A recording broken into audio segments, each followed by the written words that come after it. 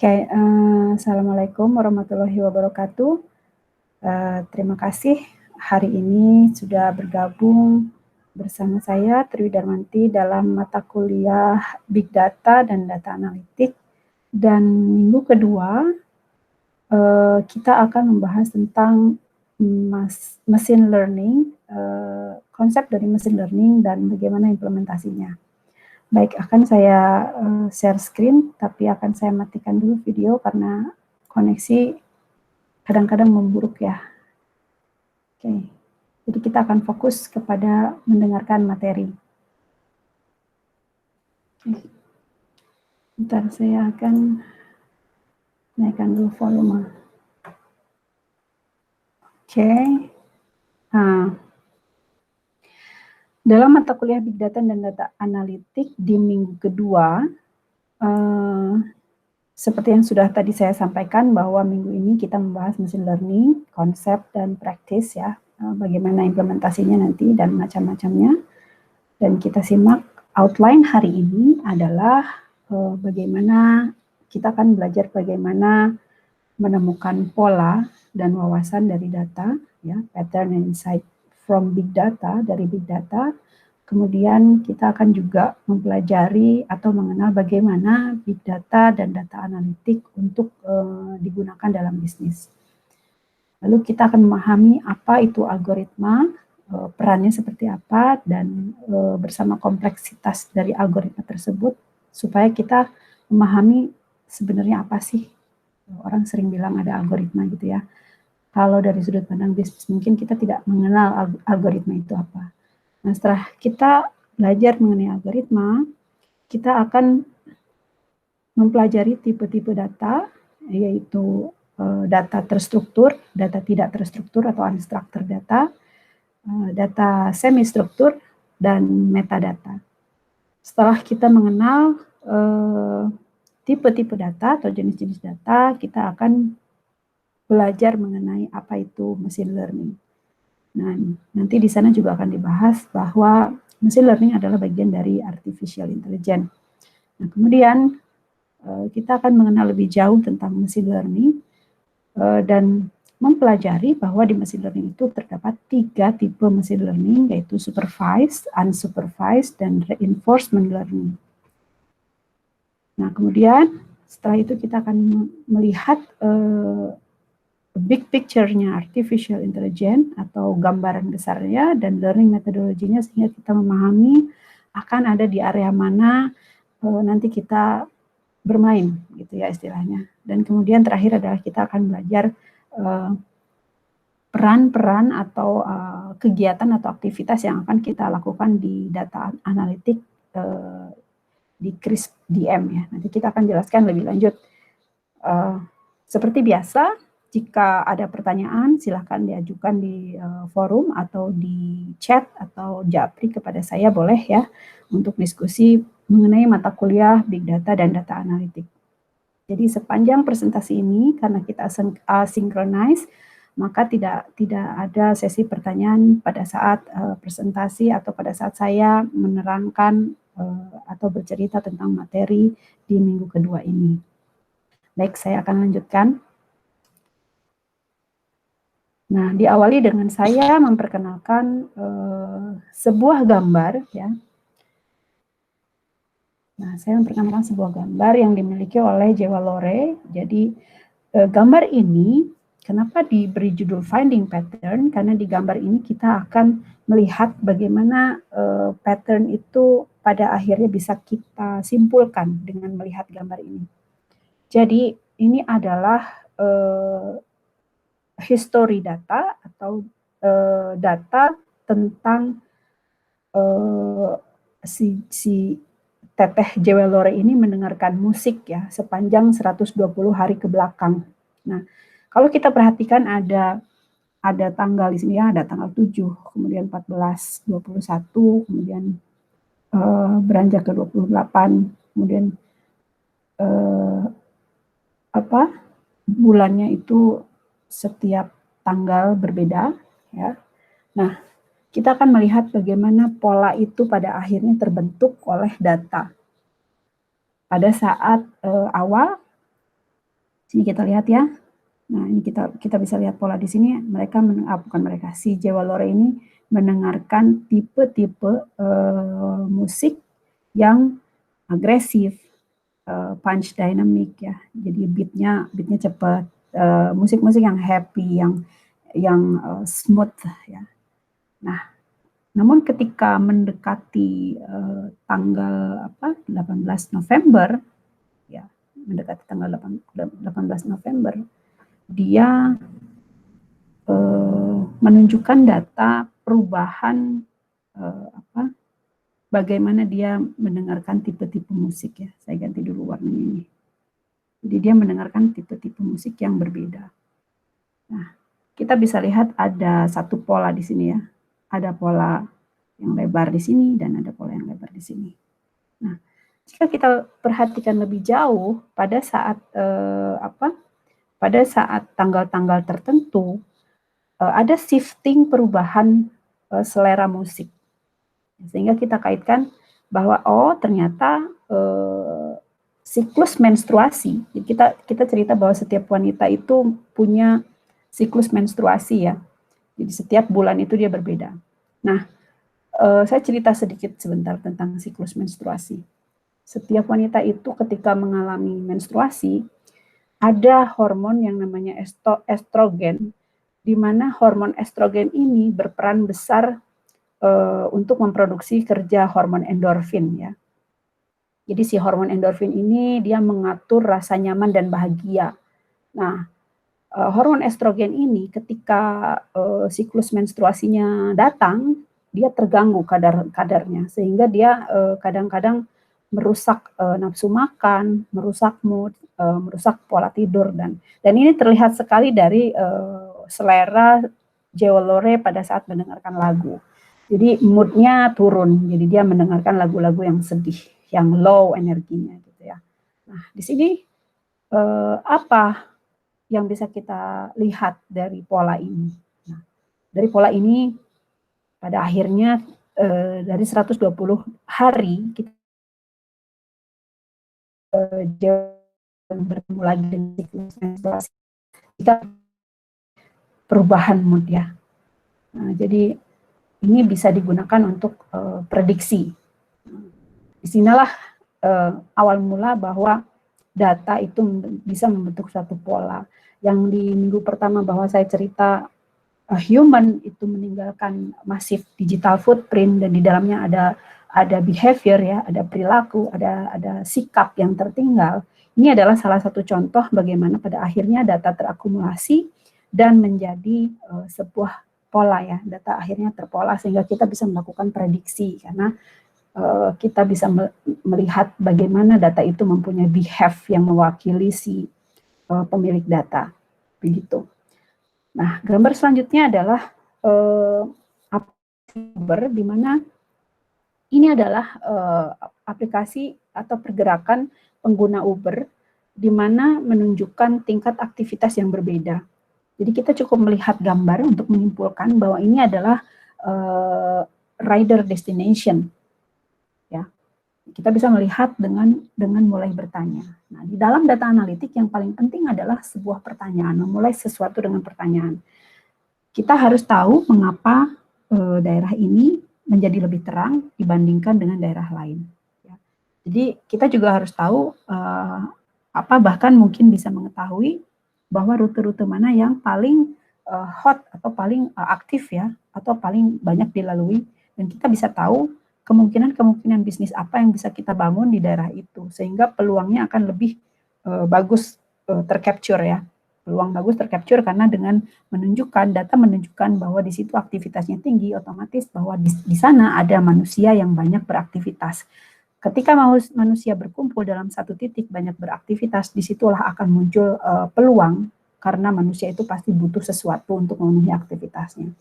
Ini adalah gambar yang menunjukkan bagaimana data melihat atau data memperlihatkan pola ya, bagaimana data itu sebenarnya membentuk suatu pola tertentu sehingga kita bisa mengambil wawasan dari pola yang sudah terbentuk tersebut.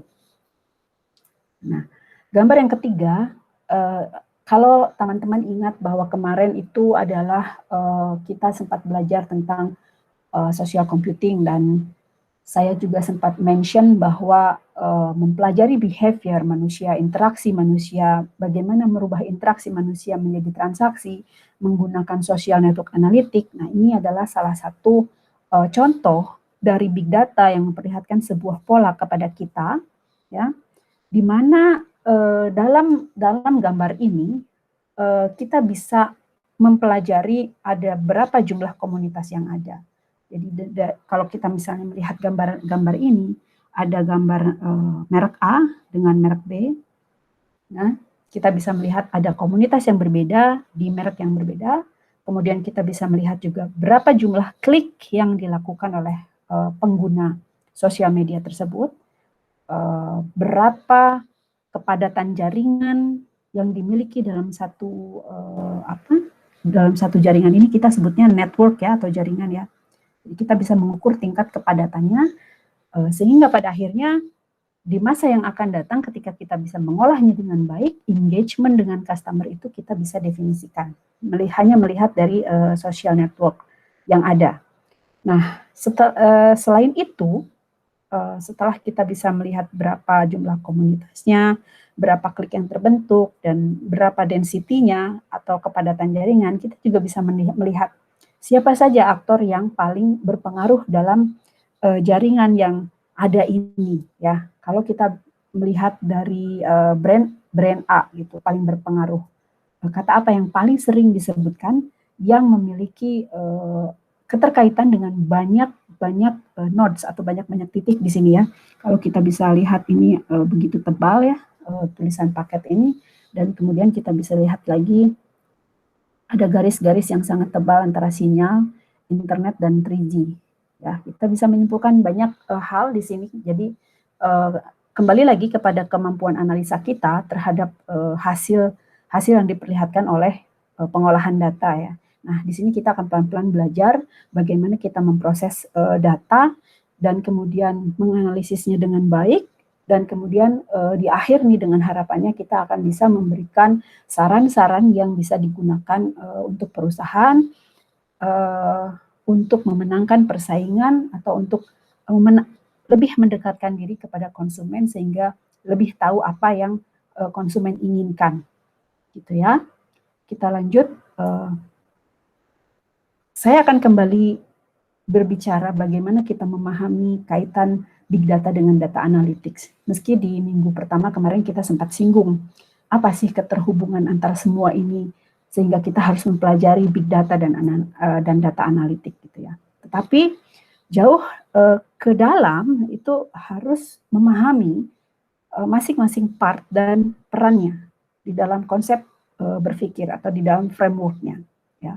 Pertama adalah kita memandang big data dan memahami big data berdasarkan karakteristiknya. Supaya apa? Supaya kita tahu bahwa dan punya kesadaran ya, kita tahu dan punya kesadaran bahwa big data itu adalah banyak, besar, cepat. Kemudian big data itu kompleks, big data itu bervariasi. Sehingga kita tahu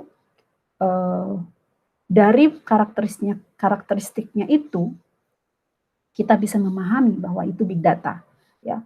Dan kita memandang big data sebagai sumber data, ya.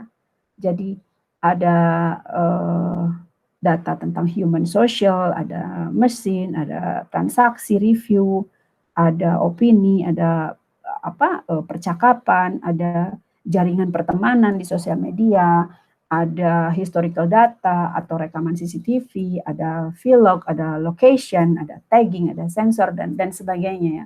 Itu kita lihat sebagai kumpulan sebuah data yang kita bilang pada akhirnya itu adalah big data dengan karakteristiknya ya tentunya yang melekat kepadanya. Dan big data sebagai sumber pada akhirnya kita lihat sebagai peluang ya. Ini adalah peluang. Mungkin teman-teman masih ingat bahwa kemarin saya sempat mention kehadiran big data itu telah melahirkan dua permasalahan. Yang pertama adalah data, yang kedua adalah storage ya. Ketika kita melihat data banyak, data data melimpah, masalahnya adalah ini adalah bisa jadi peluang ya. Big data yang sangat melimpah ini adalah big data yang sangat banyak jumlahnya, sehingga kalau tidak diolah untuk kepentingan bisnis atau kepentingan kita sebagai individu, organisasi atau company atau perusahaan, itu akan sayang sekali. Sehingga kita melihat big data, sumber big data itu, sumber data yang big itu adalah peluang. Ya. Kemudian data engineering dan data management adalah berperan sebagai pendukung, di mana data engineering dan data management itu kan dia perannya adalah menyiapkan bagaimana secara teknis data itu bisa digunakan, bagaimana sistemnya, bagaimana diaturnya. Nah, kehadiran data engineering dan data management pada akhirnya mensupport data analitik ya. Nah, kemudian kita melihat data science perannya sebagai apa? Data science merujuk kepada definisinya adalah proses bagaimana kita mengeluarkan knowledge atau mengambil atau mengekstrak pengetahuan atau melihat pola dalam data sehingga kita bisa melihat sesuatu di dalamnya. Nah, untuk bisa melihat sesuatu di dalamnya, ya aktivitasnya itu melibatkan metodologi, ya, di mana data science itu dikatakan interfield disiplin yang menarik berbagai bidang. Jadi kita bisa membahas apapun di data science, tapi dengan keterlibatan tiga pokok bahasan, yaitu tentang bisa computer science ya, kemudian matematika dan statistik. Di situ juga kita bicara tentang business knowledge. Jadi data science itu didorong oleh metodologi. Untuk mengekstrak pengetahuan, dia didorong oleh metodologi. Ya, jadi kita bicara bahwa data analitik itu sebenarnya aktivitasnya adalah data science. Ya. Nah, kemudian setelah disupport oleh data engineering, data management, kemudian dengan source yang insya Allah bernilai besar, gitu ya. Pada akhirnya kita akan bicara value apa yang bisa dihasilkan dari data analitik ya. Karena ketika kita melakukan sesuatu tidak ada value, itu tidak akan berarti apa-apa. Inilah yang ditawarkan opportunity dari big data, inilah yang ditawarkan melalui data analitik dan data science. Yang ditawarkan adalah wawasan atau ide atau peluang juga. Tetapi dengan cara seperti apa data analitik ini memberikan insight untuk bisnis. Oke. Peran data analitik, peran big data analitik ini memberikan insight adalah dengan mengaitkan beberapa tipe analitik yang dilakukan dalam data analitik itu sendiri. Ya. First, saya akan bahas by describing. Ya, ini adalah tahap pertama kita melakukan analitik ya. Jadi analitik deskriptif. Jadi kita bagaimana bisa mendescribe the fenomenanya. Ya. Yang kedua adalah ide yang bisa kita berikan dari data analitik adalah bagaimana kita memprediksi nilai yang akan timbul di masa yang akan datang. Ya. Dan bagaimana juga kita melakukan estimasi ya, di masa yang akan datang. Bagaimana kita melakukan optimisasi. Kita sudah bicara ke arah preskriptif ya, optimisasi atau prediktif ya. Dan bagaimana pada akhirnya kita bisa melakukan simulasi untuk all the possible skenario. Simulasi untuk skenario apapun yang akan terjadi. Kita bisa melakukan analisis preskriptif di situ. Nah, setelah insight itu dan cara-caranya di dalam data analitik dijabarkan, maka kita akan memahami bagaimana akhirnya data analitik ini menunjukkan manfaat ya ketika itu diaplikasikan ke dalam berbagai bidang ya, kepada berbagai bidang. Contohnya adalah satu kepada transportasi ya. Sudah ada teknologi yang menciptakan kita bisa punya kendaraan yang bisa maju sendiri. Jadi kita nggak perlu lelah-lelah memegang setir dan menentukan arah tujuan karena itu sudah otomatis ya. Connect ke GPS, kemudian kita hanya duduk saja. Nah, itu adalah contoh bagaimana level-level tipe atau tipe analitik diimplementasikan di dalam industri. Ya. Kemudian kita bicara bagaimana itu diimplementasikan di komunikasi. Nah, di komunikasi ketika kita memanfaatkan data Twitter, kemudian kita jadikan sebagai early detection event ya, biasanya pola pikirnya itu seperti ini. Jadi kalau misalnya ada user Twitter mengaktifkan lokasinya, biasanya pada saat install pertama, data-data itu kita bisa gunakan sebagai ini ya, early detection event. Jadi bisa mendeteksi di mana sih kejadian gempa pertama kali itu dideteksi by siapa yang pertama kali mengupload status mengenai terjadi gempa. Nah, itu kita bisa mendeteksi di mana kehadiran orang yang sedang upload status terjadinya gempa. Ya. Kalian bisa browsing lagi lebih jauh, mempelajari bagaimana Twitter bisa dibuat atau bagaimana sumber data dari Twitter bisa diimplementasikan untuk mengetahui early detection event ya. Kemudian ada identification hoax. Ya. Kita bisa juga melakukan atau menciptakan aplikasi untuk mengidentifikasi berita itu hoax atau tidak gitu ya, atau fake news atau hate speech, itu kita bisa mendefinisikan atau mengklasifikasikan gitu ya. Dan kita pada akhirnya bisa tahu bahwa sumber berita itu tidak benar, sumber berita itu benar ya. Nah, di bisnis ini juga manfaatnya banyak. Salah satunya adalah dengan market segmentation. Dengan menggunakan data dan kita describe profiling konsumen itu ya, kita bisa juga membuat market segmentasi dan dengan memahami karakter konsumen dari behavior atau sikapnya yang terbaca dari pola data, itu kita bisa melakukan personalized advertising. Jadi kita lebih terfokus kepada customer ya.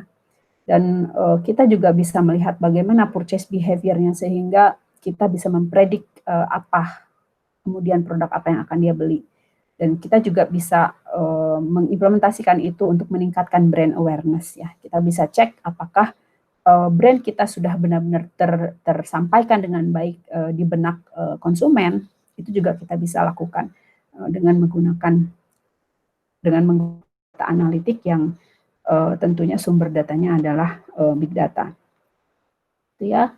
Selain bisnis, kita juga bisa mengimplementasikan di industri kesehatan seperti mendeteksi kanker, mendeteksi penyakit jantung ya. Kemudian kita juga bisa memberikan informasi-informasi untuk pencegahan penyakit dan apa sih prevention ya. Jadi pencegahan karena kita bisa memberikan informasi-informasi yang lebih banyak di mana ketika si konsumen itu input gejala lalu kita bisa memberikan informasi bahwa kemungkinan dia mengidap penyakit A, B, C dan sebagainya. Dan kemudian hasil itu bisa dikomunikasikan dengan dokternya sehingga lebih cepat kita mendapatkan penanganan gitu ya. Nah, selain di industri kesehatan, ini juga bisa diterapkan di pendidikan dan di hiburan ya. Kemudian di bank dan di masyarakat. Banyak sekali contohnya yang pada akhirnya pemanfaatan big data itu dengan menggunakan analitik proses itu memberikan manfaat yang banyak bagi berbagai pihak begitu ya, dan tentunya yang lebih penting adalah di berbagai industri. Nah, semakin menarik big data dan data analitik untuk disimak, tetapi kita harus belajar pelan-pelan supaya kita tidak terburu-buru dalam big data dan data analitik. Selanjutnya adalah setelah tadi kita bahas ada beberapa contoh penerapan analitik, big data dan data analitik dalam berbagai industri. Ya. Ini adalah kita mulai masuk nih. Seperti apa sih bentuknya? Ketika kita membahas bicara, kita bisa mengaplikasikan itu di industri A, B, C, dan D. Ini adalah contoh big data for business yang menunjukkan gambar decision tree ya.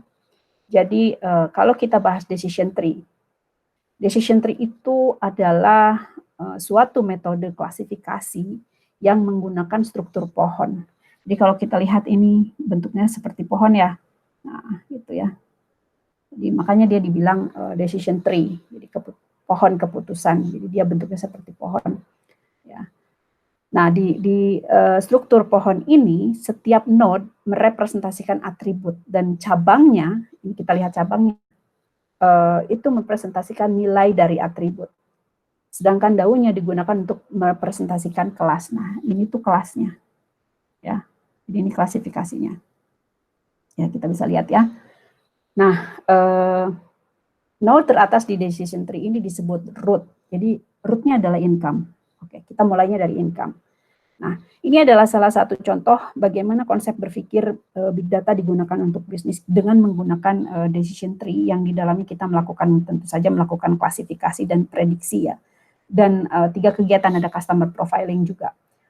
Seperti yang sudah dibahas di minggu lalu bahwa saya sempat mention ketika kita akan melakukan analisa, ya hal yang pertama harus kita biasakan atau kita lakukan adalah bertanya ya. Bertanya atau membuat hipotesa. Ya. Mulailah dengan pertanyaan atau buatlah hipotesis yang extraordinary. Ya. Nah, setelah kita buat pertanyaan, ada problem-problem yang kita lihat gitu ya, dan kita buat pertanyaan. Nah, di sini kita melihat ada problem. Tolong temukan customer yang cenderung dia akan membeli mobil. Ya. Buy a new car and profilnya dibuat, katanya begitu. Kita punya data income, kita punya data gender, age, status, ya. Kita punya data semua itu. Nah, pada akhirnya ketika data itu kita olah, ya, dengan menggunakan decision tree, kita akan punya sebuah rumus, formula atau algoritma, langkah-langkah ya. Jadi kita akan menemukan satu pernyataan atau satu hipotesa di mana if income lebih besar dari 50.000 dan gendernya perempuan, statusnya single, maka dia akan membeli satu buah mobil dengan tingkat confidence-nya mencapai 77% dan supportnya 250. Nah, ini menyatakan informasi yang sangat bermanfaat untuk kita. Bahwa jika kita menemukan customer ya yang pendapatannya itu adalah lebih besar dari 50 ya, $50.000 dan kemudian dia adalah seorang wanita berstatus single, maka dia cenderung akan membeli mobil satu buah gitu ya. Jadi informasi-informasi seperti ini adalah prediksi. Prediksi yang bisa kita lihat dari data olah yang kita lakukan dengan menggunakan data di masa lampau, sehingga kita bisa mengatakan bahwa kita bisa memprediksi kondisi kalau seseorang itu berpendapatan $50.000, dia perempuan, dia statusnya single, maka dia akan cenderung beli mobil, sehingga kita bisa mengkomunikasikan itu ke seorang marketing untuk mencari profil yang cocok dengan rumus prediksi, begitu. Sehingga tidak perlu membuang-buang waktu karena kita bicara berdasarkan data. Ingat minggu pertama waktu kita bahas data driven decision ya, gitu ya. Nah, kita lanjut ke gambar selanjutnya. Di sini ada big data for business. Ada contoh, oke, kita bahas market basket transaction. Oke, jadi apa sih market basket transaction? Kenapa dia dijadikan contoh big data for business? Kalau kita lihat di sini ada ada items di sini ada roti, ada susu, ada diapers atau pampers ya, ada bir dan ada telur. Ini data apa? Ini data biasanya menunjukkan data transaksi ya, atau data jenis-jenis barang yang dibeli. Maka market basket analysis itu dia merupakan analisa atas perilaku konsumen yang secara spesifik itu muncul dari suatu golongan atau kelompok tertentu. Nah, sumber data market basket analysis ini biasanya bersumber dari transaksi seperti kita lihat di contoh ini ya.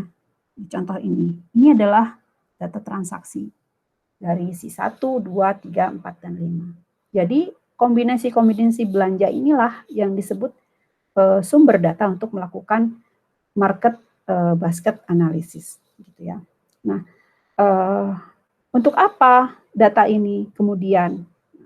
Data ini kemudian akan kita cari pola-pola keterkaitan datanya dalam basis data ini ya. Nah, kita bicara association rules ya, itu pola-pola keterkaitan.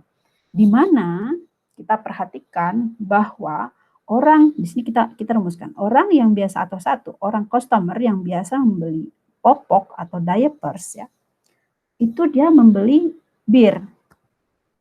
Nah, ada juga konsumen yang kombinasi belanjanya itu jika dia membeli susu dan roti, maka dia akan juga membeli telur dan soda ya.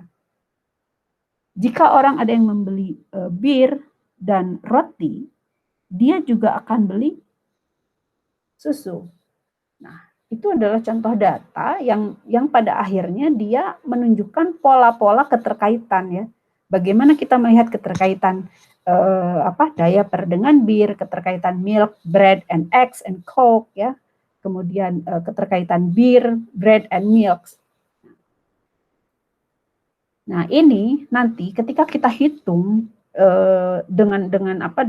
dengan association rule ini, itu dia akan mewujudkan suatu aturan yang kita berikan nama association rules. Itu dia akan menunjukkan aturan. Ya, aturannya adalah seperti ini. Biasanya aturannya seperti ini. Sehingga dengan data ini itu kita bisa manfaatkan untuk apa kalau di bisnis. Kalau kita bisa memprediksi ketika seseorang datang beli diaper, maka kita akan suggest dia atau kita akan arahkan dia untuk membeli bir ya. Atau jika ada konsumen yang membeli susu dengan roti, maka kita arahkan untuk membeli telur dan soda. Jadi market basket transaction ini atau market basket analysis ini juga kemungkinan besar diterapkan dalam e-commerce ya. Ketika kita belanja, ingat waktu pertemuan pertama saya bahas bagaimana ketika Anda berselancar di Tokopedia, kemudian di Lazada, kemudian di Shopee, bagaimana Shopee memberitahu bahwa orang yang melihat benda yang sedang Anda lihat, dia juga melihat benda ini loh, dia juga melihat benda ini, atau orang yang mencari atau Anda mencari ini, maka benda-benda yang mirip fungsinya, mirip tapi berbeda merek, itu akan muncul sebagai alternatif pilihan yang bisa teman-teman ambil, gitu ya. Jadi itu adalah satu kita bilangnya recommender, atau itu adalah satu rekomendasi yang bisa dihasilkan dari pengolahan data. Jadi itu tidak sembarangan.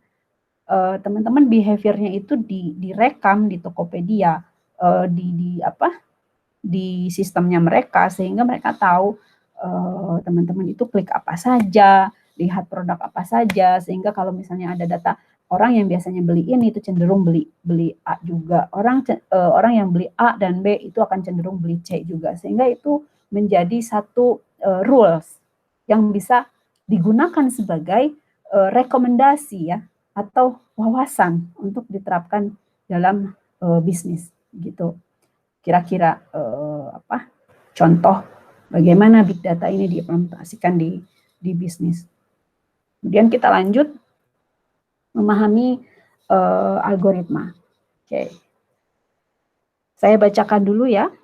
Definition in English, an algorithm is well-defined procedures that allows a computer to solve a problem. Oke, kita tidak perlu pusing dengan bahasa.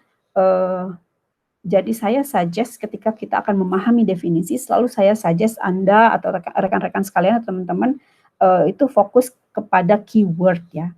Jadi algoritma itu adalah pasti dia itu membahas tentang prosedur katanya ya. Jadi prosedur untuk menyelesaikan permasalahan. Nah, juga dia mengandung langkah-langkah ya supaya operasinya atau prosesnya itu bisa selesai dengan baik.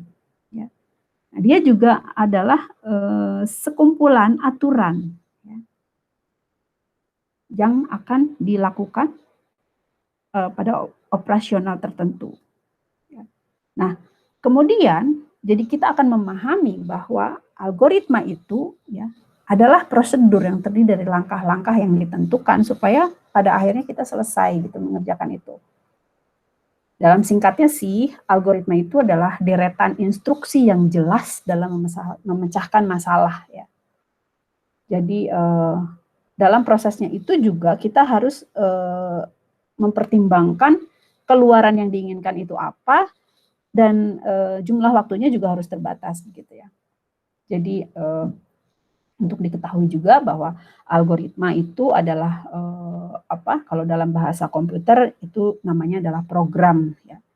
Nah, bahasa komputer yang digunakan untuk menulis program itu dinamakan bahasa pemrograman gitu ya.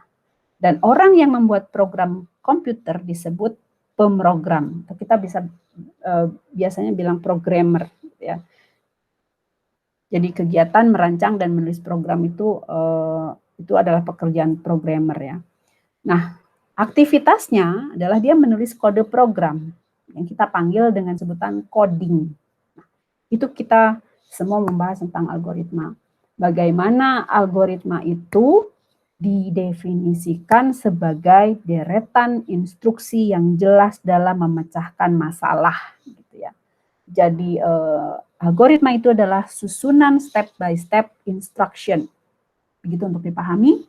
Silahkan klik sumber dari YouTube ini ya, sehingga Anda bisa melakukan pemahaman yang lebih dalam lagi tentang algoritma.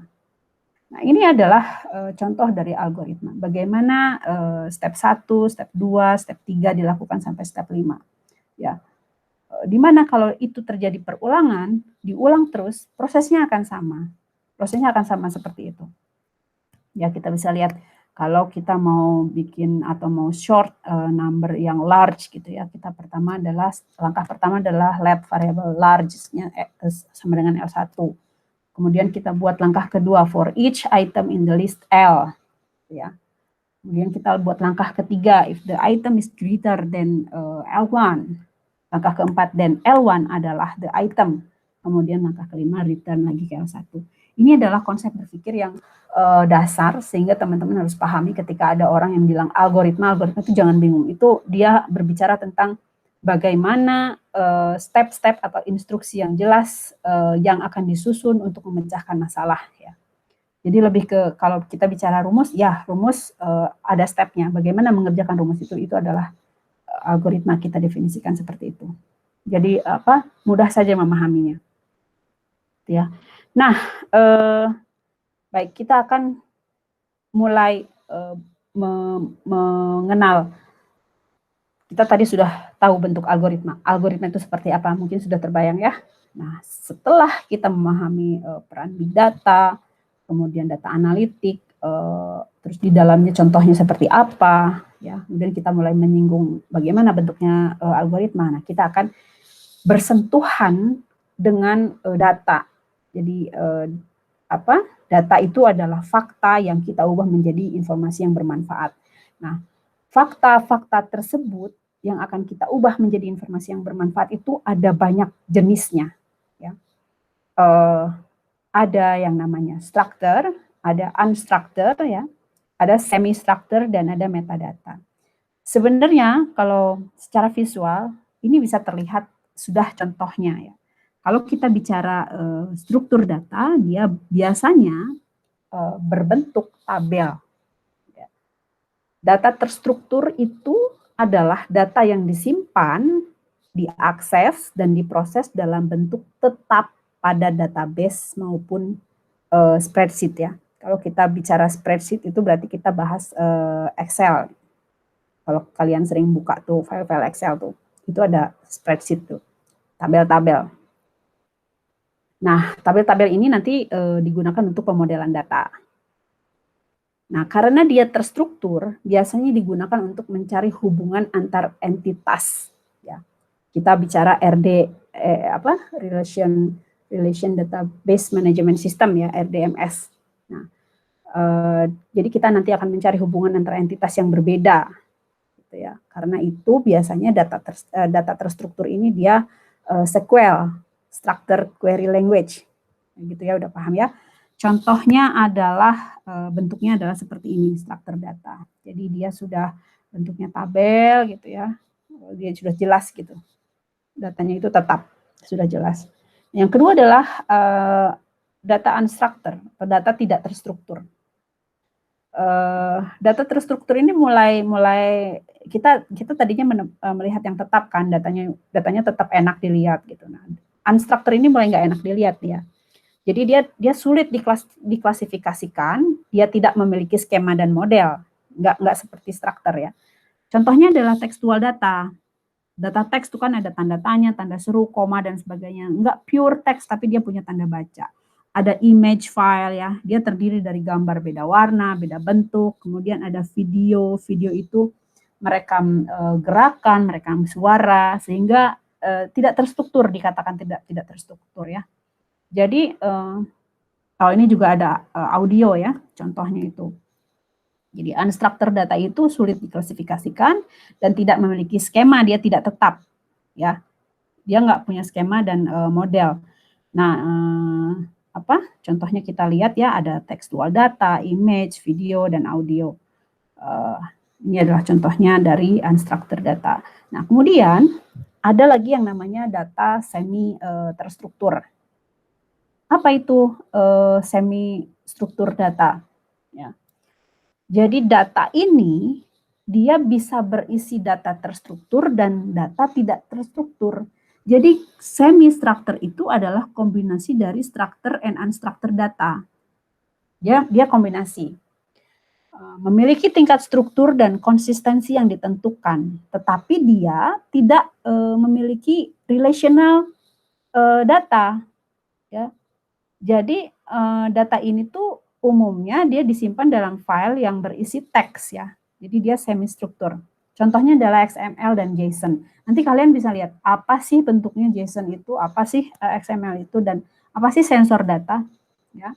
Dan yang terakhir adalah metadata ya. Di mana metadata itu adalah data tentang data. Jadi data memuat data. Jadi kalau kalian ingat tuh ya, kalau buka file di komputer, klik kanan, ada properties kan. Nah, di situ ada keterangan lainnya dari satu file itu. Nah, itu adalah data dari data. Ya.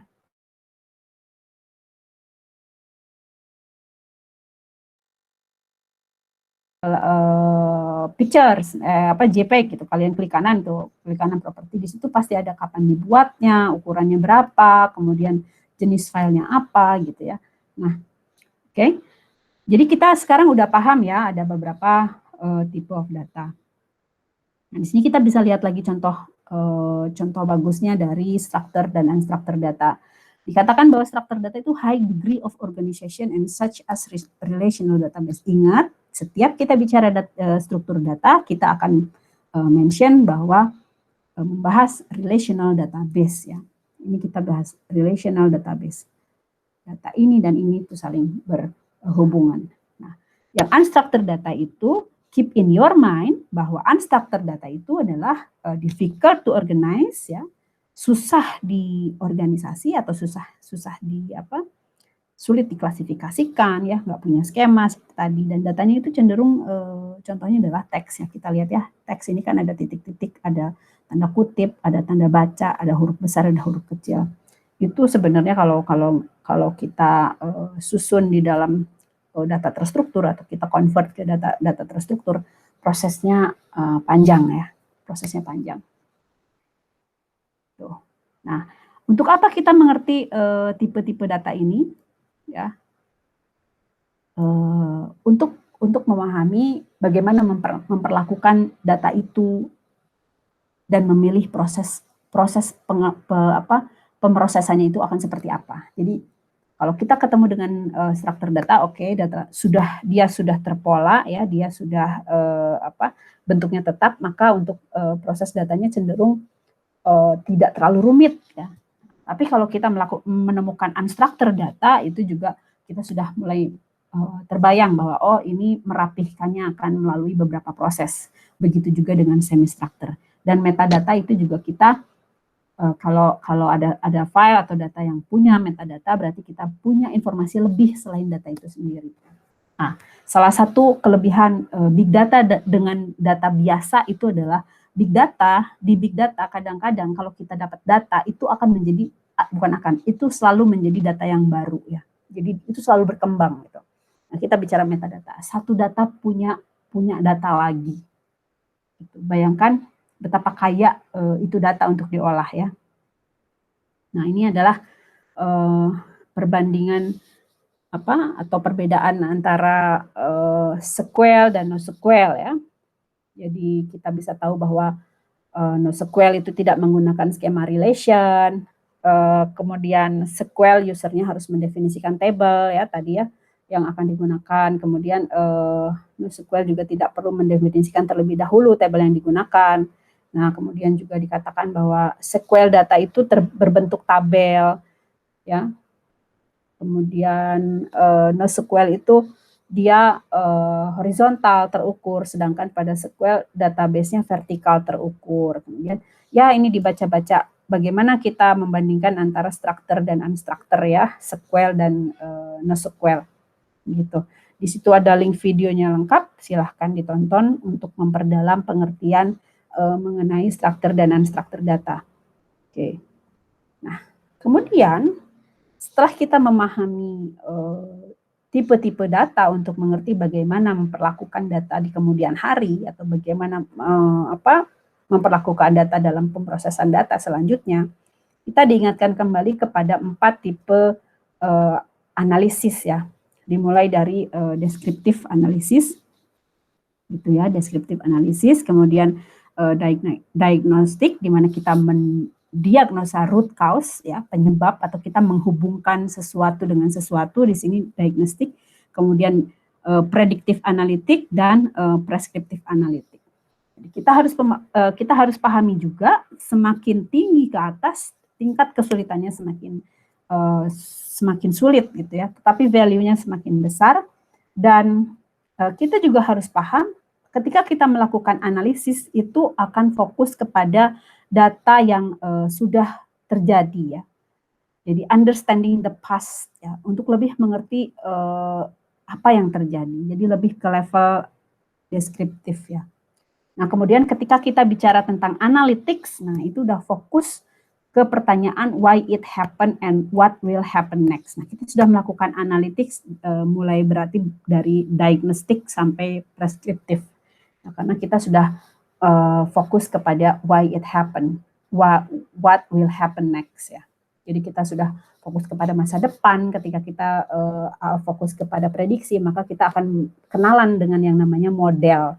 Nah, di prediksi ini kita akan dikenalkan dengan machine learning ya, karena di machine learning kita mulai membuat model yang kita latih untuk melakukan prediksi, dan dia akan belajar dari data yang sudah kita berikan. Oleh karena itu dia dinamakan machine learning. Oke. Kita akan belajar atau mengenal apa sih machine learning ya. Kalau kita bicara machine learning ya, is a concept which allow the machine to learn from example and experience. Jadi harus dipahami bahwa machine learning itu ya ada mesin, ada learning, di situ ada proses pembelajaran. Tapi dari mana? Nah, kita harus tahu bahwa dia itu belajar dari contoh dan pengalaman ya. Jadi di sini machine learning itu merupakan metode ya yang digunakan untuk membuat program yang bisa belajar dari data dan mampu belajar sendiri. Ini kita akan selalu bertemu dengan training set dan test set gitu ya. Jadi di aplikasi machine learning itu dia baru bisa bekerja itu membutuhkan data untuk latihan ya. Jadi ini adalah data yang disiapkan untuk dia latihan, diinduksi. Nah, kemudian data training itu nanti dia akan diuji dengan tes data. Nah, ini adalah data pengujinya. Nah, dia akan dites dengan data yang sama atau bahkan bertolak belakang. Gitu.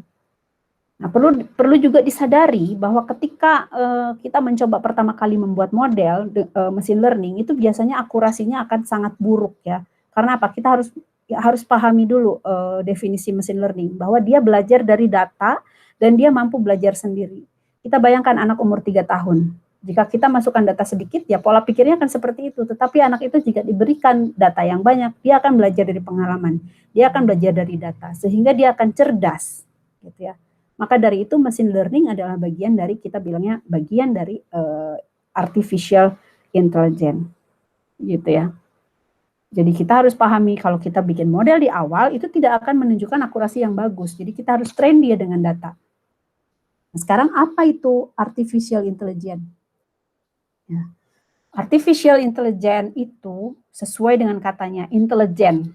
Dia adalah kecerdasan buatan yang mengacu pada simulasi kecerdasan manusia dalam mesin yang diprogram dan untuk berpikir seperti manusia. Jadi dia harus meniru tindakan manusia. Nah, maka dari itu karakteristik artificial intelligence itu adalah nanti pada akhirnya dia akan memiliki kemampuan untuk merasionalisasi dan mengambil tindakan yang memiliki peluang terbaik. Ya, maka dikatakan di sini kita pernah mention bahwa semuanya itu tentang optimasi. Nah, artificial intelligence inilah yang dipercaya akan memberikan optimasi karena dia mengikuti pola berpikir manusia. Kemampuannya itu dikhususkan untuk merasionalisasi dan mengambil tindakan kepada peluang yang terbaik. Ya. Gitu. Jadi cabang artificial intelligence sendiri ada machine learning, ada natural language processing (NLP), ya, ada expert system, ada vision, ada speech, ada planning, dan ada robotik. Nanti kita akan kenalan satu-satu di mata kuliah artificial intelligence khusus, begitu ya. Nah, tetapi fokusnya adalah di machine learning dulu. Yang Anda harus pahami adalah bahwa machine learning itu akan selalu membutuhkan dua proses, yaitu training set dan test set. Di mana nanti dia akan dilatih by test set untuk menjadi pintar. Sinilah yang kita bilang di dalam machine learning kita memiliki model. Bagaimana model itu punya data latihan sendiri, kemudian nanti model itu akan dites oleh tes data, ya, begitu gambarnya. Nah, setelah kita memahami bahwa machine learning adalah bagian dari artificial intelligence, ya, itu kita akan mendefine ada 3 jenis supervised learning, unsupervised learning, dan reinforcement learning, gitu ya. Saya akan jelaskan lebih lanjut. Ini tadi kita sudah jelaskan. Nah, ada supervised learning, ada unsupervised learning, dan ada reinforcement learning. Reinforcement learning itu adalah, oke, kita mulai dari awal saja, jangan dari akhir. Supervised learning itu adalah model di mana target variabel itu memiliki beberapa kategori. Jadi algoritma tersebut dilatih terlebih dahulu. Makanya dikatakan di dalam supervised learning itu ada supervisornya, ya. Seolah-olah dilatih terlebih dahulu agar dapat melakukan prediksi maupun klasifikasi. Ya. Nah, apa yang biasanya dilakukan di supervised learning itu adalah regression, ada classification, ya. Di mana di dalam regression itu data yang akan diberikan itu real value, numerical, ya. Jadi kita akan gunakan time series, ya. Nah, kemudian di klasifikasi nanti kita akan tetap memberikan label atau kategori. Nah, di sini kita lihat pada gambar ini. Ada input raw data. Kemudian kita bikin training data set, ya. Test data set di algoritma. Kemudian diproses. Nah, ketika kita berikan tes data, kita berikan ini, padahal warnanya hijau gitu ya. Tapi setelah dia dilatih bahwa bentuk ini adalah apel, maka outputnya adalah apel. Itu supervised learning. Pada awalnya data yang diinput sudah diberikan label, gitu ya. Nah, yang kedua adalah unsupervised learning, atau kita bicaranya di situ biasanya menggunakan clustering, ya. Kenapa kita mention clustering? Nanti saya jelaskan. Nah, di unsupervised learning beda halnya dengan supervised learning. Di unsupervised learning, data ini di awal tidak diberikan label. Ya, kita tidak melabeli apel, tidak melabeli pisang, kita tidak berikan nama dan informasi. Jadi tidak ada label. secara otomatis nanti itu akan dibagi oleh algoritma, ya. Jadi dia diinterpretasikan, kemudian diproses dalam model training. Nanti dia akan dibagi oleh algoritma berdasarkan kemiripan dan struktur lainnya dari data tersebut. Jadi ini adalah mirip sama ini, sehingga clusteringnya terakhir adalah ada jenis ini. Ini mirip sama ini bentuknya, warna, bentuk, dan sebagainya. Nanti akan ada clustering muncul seperti ini. Dan kemudian ini adalah perbedaan dari supervised learning dan unsupervised learning. Yang ketiga, metode reinforced learning, ya. Kita bahas reinforced learning. Nah, reinforced learning itu konsepnya adalah ketika semua orang di dunia ini lahir dengan pengetahuan yang terbatas, ya, dan seiring berjalannya waktu itu memperoleh pemahaman dengan berinteraksi dengan dunia. Itu konsep pemahaman reinforced learning. Jadi dengan interaksi dia akan belajar mengenai sebab akibat. Ya, jadi reinforced learning itu merupakan pendekatan matematis untuk mempelajari interaksi antara agent ya, ini agent, dan environment. Sini ya. Jadi environment ini akan memiliki aturan yang jelas dan dinamis. Maka di dalam proses bagaimana agen itu berinteraksi, ya, dengan environment, dan environment itu memiliki aturan yang jelas dan dinamis, maka akan ada proses feedback kepada agent, gitu ya. Nah, bagaimana sih? Agak sulit ya memahami reinforcement learning. Contohnya adalah ketika kalian main game, gitu ya. Jadi kalian main game, contohnya main game apa ya, yang tokohnya nggak boleh mati. Nah, kalau kita bahas reinforcement learning itu, kita selalu akan bahas tentang reward, ya, karena itu adalah merupakan feedback yang tadi saya cerita. Bagaimana agen berinteraksi dengan environment punya aturan. Contoh analoginya itu adalah ketika kita main game. Sebutlah kita main game zaman saya itu Mario Bros. Mario Bros, dia akan menyelamatkan putri. Dan kita akan berusaha dengan baik mengikuti aturan supaya Mario Bros-nya nggak mati, gitu ya. Nah, ketika Mario Bros itu nggak mati, maka kita diberikan reward. Diberikan rewardnya seperti apa? Diberikan nyawa, diberikan bintang. Nah, sepanjang kita dapat menghadapi tantangan di dalam game tersebut, maka kita akan mendapatkan kekuatan baru, mendapatkan reward. Nah, seperti itu dia reinforcement learning konsep berpikirnya. Jadi, sepanjang dia dapat mempertahankan dan mengikuti aturannya, maka dia akan diberikan reward. Dan begitu seterusnya, ya. Nah, reinforcement learning ini, dia ciri-cirinya apa? Jadi dia ciri-cirinya itu dia menggunakan label if and else, ya, untuk mengambil keputusan berdasarkan decision tree. Jadi kalau masuk ke sini dia mati, maka akan bagaimana? Kalau dia masuk ke part yang ini dia akan hidup, maka dia akan melanjutkan ke tantangan berikutnya. Kalau tantangan berikutnya bisa dilalui, maka dia akan mendapatkan reward. Dan sampai begitu seterusnya, sampai pada akhirnya environment memutuskan bahwa oke, dia berhasil mendapatkan hadiah gitu di akhir tantangan tersebut. Nah, itu konsep berpikir reinforcement learning, ya. Oke. Pada akhirnya dalam gambar yang lebih jelas, gitu ya, machine learning ini terlihat punya 3 bagian, ya. Ini adalah summary-nya dari apa yang tadi saya terangkan. Pertama adalah unsupervised learning, supervised learning, dan reinforcement learning. Kalian bisa fokus lagi bahwa seperti yang sudah saya mention sebelumnya, supervised learning terdiri dari classification, biasanya ya, regression, ya. Jadi dia udah terbagi. Kemudian unsupervised learning itu kita bicara tentang clustering, karena apa tadi? Karena tidak ada labelisasi, ya, sehingga nanti akan dikumpulkan dalam bentuk dan kemiripan yang sama di akhir oleh proses algoritmanya. Kemudian ada dimensionality reduction di sini, ya, dan kemudian machine learning yang reinforcement learning ini dia tadi seperti yang saya contohkan, dia membahas tentang game artificial intelligence, skill acquisition, ada learning task, ya, ada robot navigation, dan real time decision. Nah, itu adalah sekilas tentang machine learning.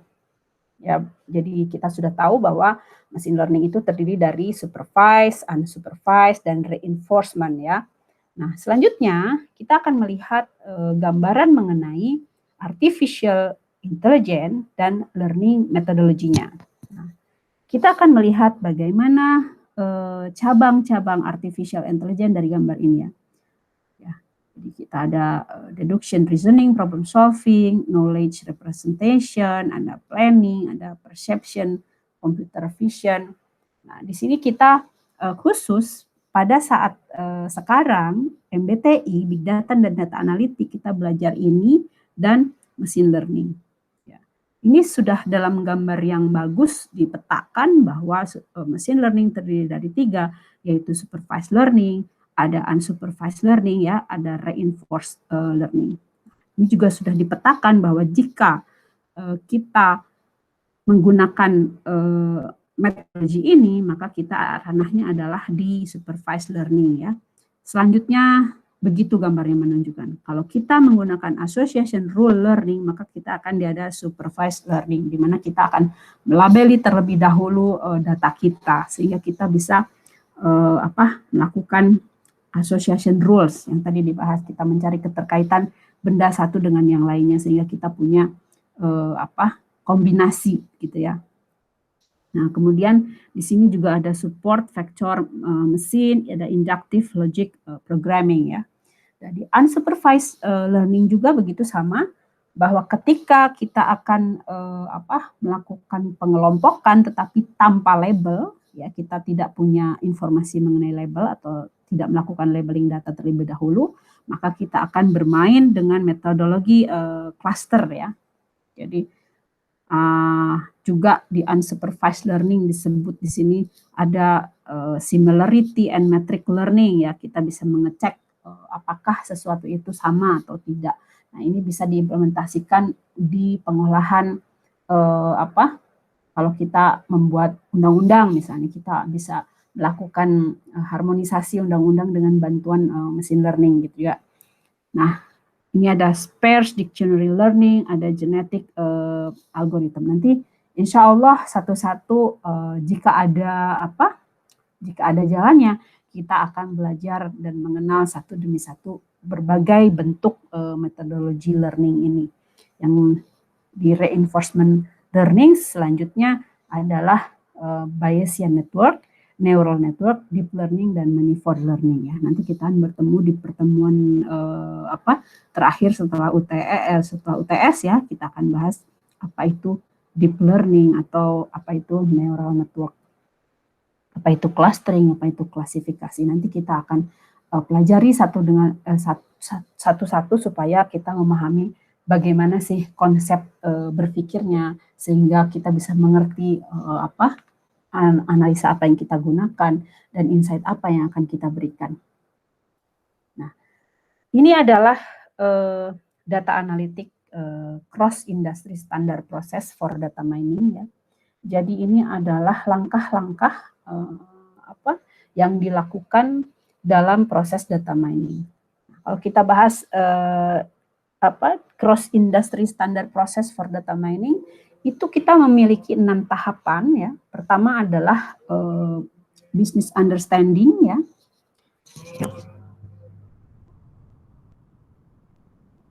Kemudian data understanding, ini pertama, ini kedua, ya.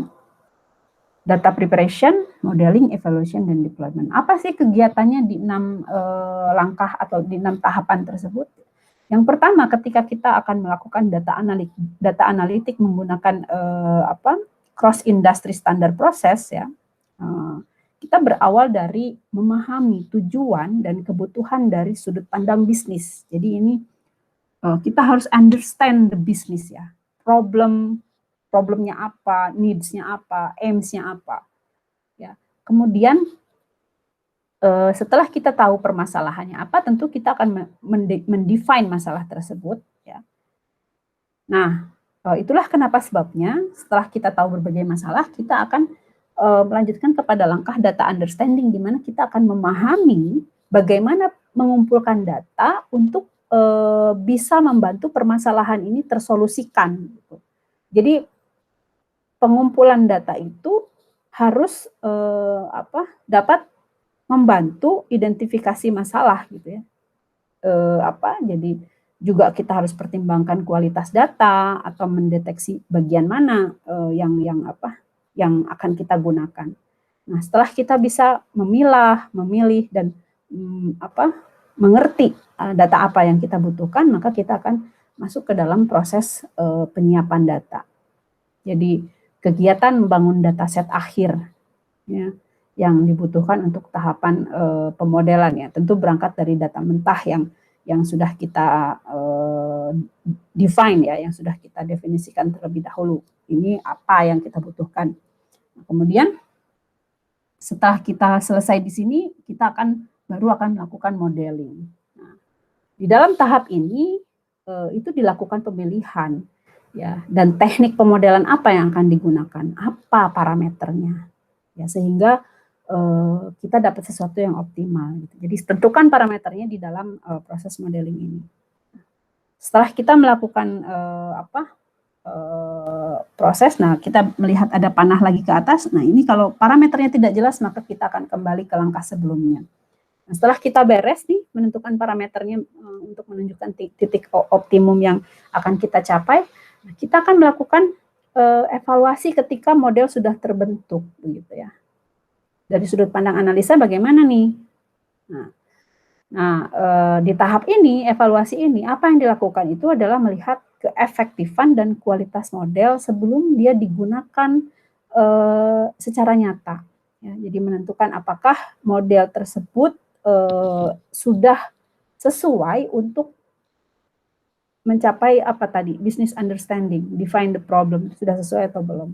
Nah, setelah dia sesuai, maka diteruskan ke deployment, di mana pengetahuan atau informasi yang telah diperoleh itu akan diatur dan dipresentasikan dalam bentuk khusus untuk digunakan atau dipresentasikan kepada si yang membutuhkan informasi tersebut, yang punya masalah tersebut, sehingga dia meminta ada proses data analitik di situ.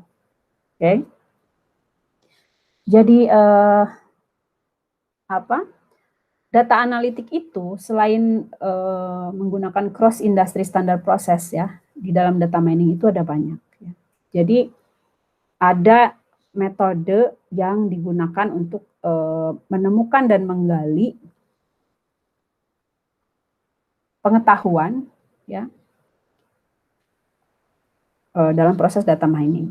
Nah, ini adalah data analytics common roles. Ya, kita nanti kenalan dengan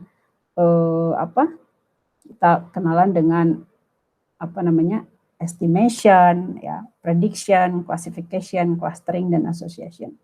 Nah, mari kita lihat nih, apa itu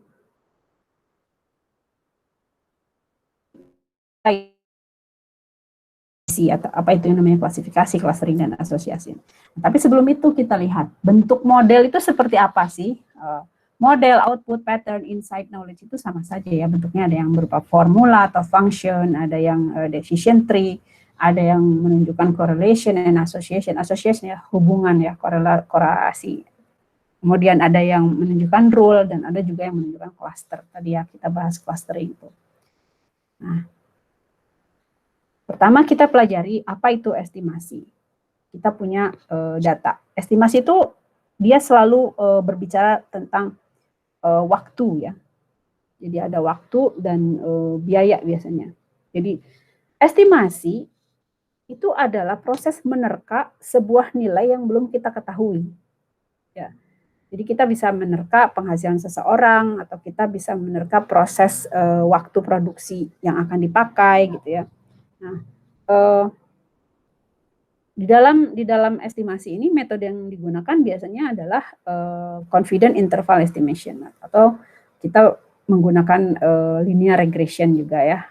Kita juga menggunakan correlation atau multiple regression.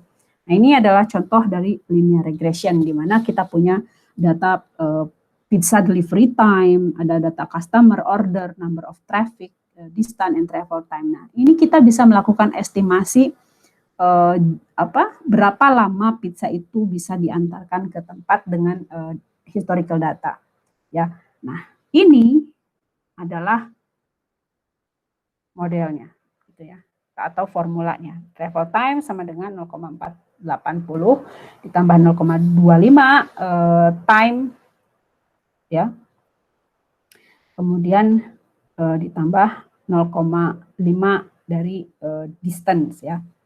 Jadi ini adalah yang namanya insight atau knowledge, ya. Nah, yang kedua adalah prediction. Prediction itu adalah tentang memperkirakan nilai masa mendatang. Jadi misalnya kita memprediksi jumlah penjualan yang terjadi di tahun yang akan datang. Ya. Jadi algoritmanya itu adalah algoritma prediksi atau forecasting. Ini algoritmanya itu sama dengan estimasi, ya, di mana label, target atau kelasnya itu tipenya numerik. Bedanya adalah data yang digunakan dalam prediksi biasanya data time series. Jadi metodenya biasanya neural network decision tree, neural network decision tree, and k-nearest neighbor, ya. Di sini kita bisa lihat bagaimana prediksi ini bisa menunjukkan stock price, ya. Jadi dia menggunakan neural network learning.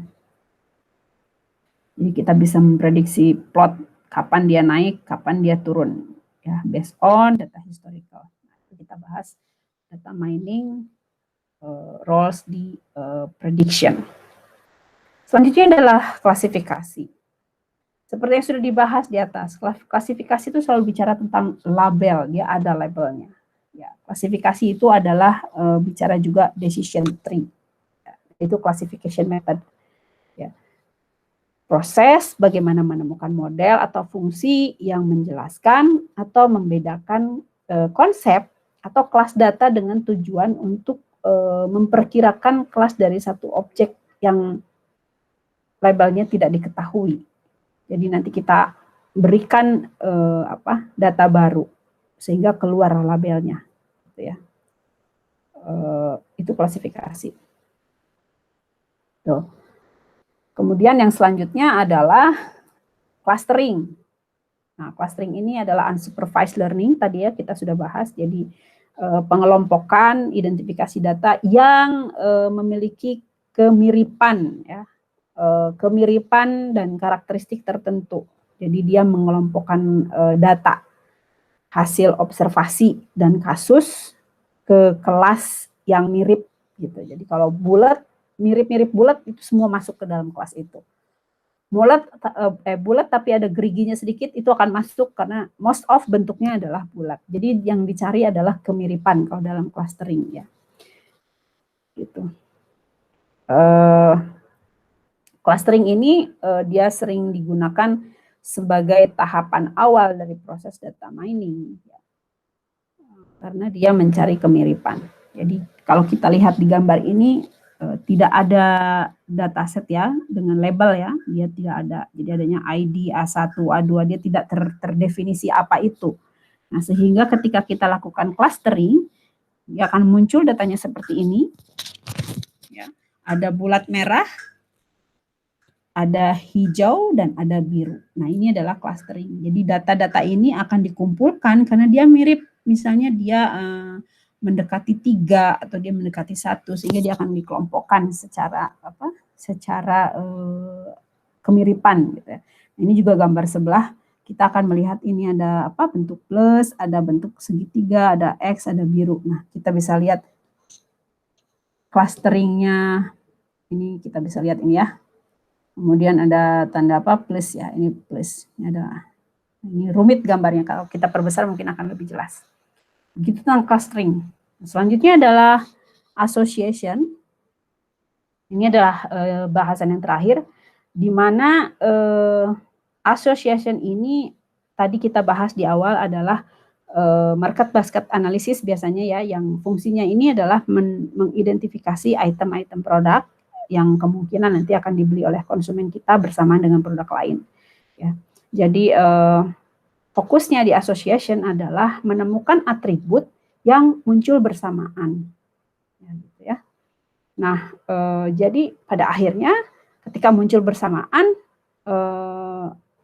ini akan dicari aturan yang menghitung hubungan di antara dua atau lebih atribut. Ya, jadi banyak kan menggunakan association rules, di mana matriksnya itu nanti akan dicari dengan 3 parameter supportnya, confidence-nya berapa, dan lift-nya berapa. Nah, nanti kita akan pelajari lebih lanjut bagaimana association kita lakukan dan bagaimana association itu disebut data mining yang bisa uncover pattern ya, atau bisa memperlihatkan kepada kita pola-pola yang bermanfaat, jadi kita extract knowledge-nya dari situ. Oke, itu tentang machine learning concept dan practices. Jadi minggu ini silahkan mengerjakan atau melanjutkan tugas untuk week 2, di mana Anda diwajibkan meneruskan pekerjaan minggu kemarin. Gitu ya. Sorry, ada telepon. Meneruskan pekerjaan minggu kemarin itu dengan menambahkan metodologi, model, dan measure. Silahkan gunakan gunakan file yang minggu pertama ya. Nah, download template-nya di LMS dan kemudian upload dalam bentuk PDF, di mana kalian diwajibkan mengconvert file dari Word ke PDF. Baik, jika ada pertanyaan kurang jelas penjelasan, silahkan bangun forum di LMS atau diskusikan di grup dengan saya, termasuk jika ada pertanyaan mengenai tugas untuk minggu kedua. Terima kasih rekan-rekan sudah mengikuti saya sampai akhir pertemuan. Mohon maaf tadi sempat ada gangguan, tetapi saya harap manfaatnya dapat diambil ya, dan ada yang diingat gitu untuk dibawa ke pertemuan ketiga nanti. Ya, sampai ketemu di pertemuan ketiga. Assalamualaikum warahmatullahi wabarakatuh.